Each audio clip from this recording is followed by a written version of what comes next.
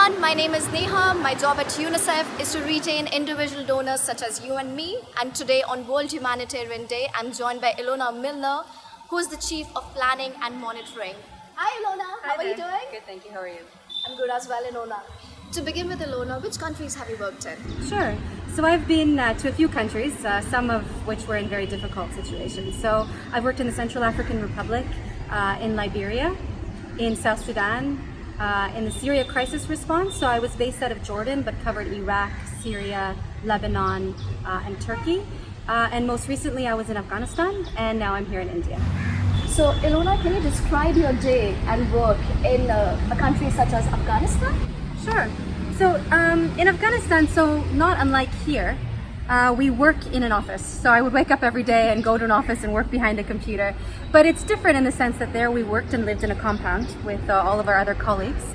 And there would be times when there would be circumstances that were a bit extreme. So we had many earthquakes. We had to run outside when there were tremors. For example, one day I was standing at my office, standing up at my standing desk in the office, and I heard these whistles, and it would be going, and then I heard a big boom, and I thought, ooh, maybe I should go to the bunker. So I ran outside, and I met my representative in the hallway, and she looked at me and she says, don't worry, if you can hear the whistles, you're okay. We should go to the bunker now. So she was extremely calm.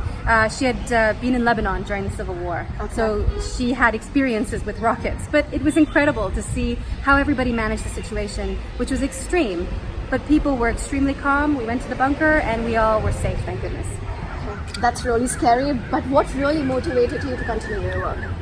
Well, I think the main thing is that UNICEF employees, I would say, are the best in the world. I think what keeps me motivated every day is the dedication, dedication of colleagues in UNICEF all around, but especially colleagues in emergencies, because they're facing extreme circumstances. And the camaraderie you have with your colleagues in an emergency setting is really unparalleled. So I think that colleagues definitely motivate me, are a very noble mandate. Working for children is also something that every day I wake up and I say, today is a day that I don't make a point. Today is a day I make a difference. And I think that every day, if you keep that as sort of a mantra in your head, that you do things with that intention, I think that also motivates me, because the end result is ultimately the improved life of the child. Okay, so you talked about the UNICEF staff and people that you've worked with. So what actually makes UNICEF unique, according to you? Sure. I think the main thing is that we're able to be there before, during, and after a crisis. So for example, when I worked in the Syria response unit based out of Jordan, there were hundreds of thousands actually, refugees coming over the border from Syria. And they came into the northern part of Jordan, which at the time was just desert. And so UNICEF, together with UNHCR and other partners, worked in the refugee camp. They set up Zaatari refugee camp basically from nothing, from the desert.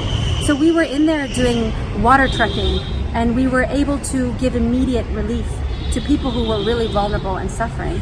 But then the unique part about UNICEF is that we have the mandate also for the longer term perspective and the longer term mandate.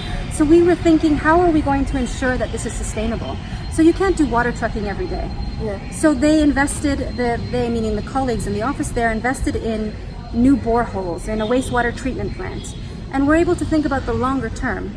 So I think the really unique thing about UNICEF is that we're there before, during, and after. We're also very good about being on the street in the community, being able to provide life-saving services and supplies to people who need it the most. But then that's in the morning, and then in the afternoon we go and talk with the Minister of Health, or we talk to the Minister of Education, and we're able to think about the longer-term education needs of Syrian refugees, for example. So our key advantage is that we're in the community, so we're on the street and at the table, and I think that sort of breadth of our mandate and our work, spanning across emergencies and development, from the community to the table with the government, allows us to really make impact at scale. Okay. So Ilona, you talked about emergency situations. So how does an emergency impact a child? I think if you put it in your own perspective, think about your own children. Or when you were a child yourself, imagine you're playing or you're sleeping in your bed and you're ripped out of your comfort and your home and your community, and you're being torn away from that because you hear gunshots, or you see flooding, or you see family members die, or your own classmates pass away in front of you. That kind of trauma, the impact that has on a child, and also young people who had a community, who had a school, and having to run for your life and go to a different country where you don't speak the language, you don't know necessarily the local customs, and being able to integrate into that society and to continue an education and to ensure that your short-term health needs or your short-term, just water, I mean, even having water. So the impact it has on people, not only for their physical well-being, but their mental well-being for young people and for children in particular is extremely traumatizing for anybody or any family that has to have gone through such a traumatic experience. So UNICEF needs money and UNICEF fundraises. But Ilona, when people do donate for a crisis, how are those funds utilized? Sure. I mean, I think the first thing is that we provide life-saving supplies. So that's access to water, it is access to healthcare, it's immunization for small babies, it's maternal care for pregnant women. So I think that's one key and critical area. But I think also the main thing is in emergencies, we're also able to not only be sort of on the street in the communities providing these life-saving supplies, we're able to think about the longer term interests of these vulnerable people. So ensuring that we're putting children into school, making sure that children are protected and safe and going to safe sort of play environments to help manage the sort of psychological trauma that comes with a lot of these conflict situations. So I think when you give money to UNICEF, especially as an individual donor, you're giving flexible funding, which allows us to be able to meet the urgent needs on the ground. So if we need to change trajectory and go from a development context into an immediate emergency response, we're able to do that because you give us that flexibility as an individual donor, and that really is gold for us. So on World Humanitarian Day, Ilona, what kind of message do you want to share with all our supporters watching this? So my message for everybody on World Humanitarian Day is really to be kind to one another.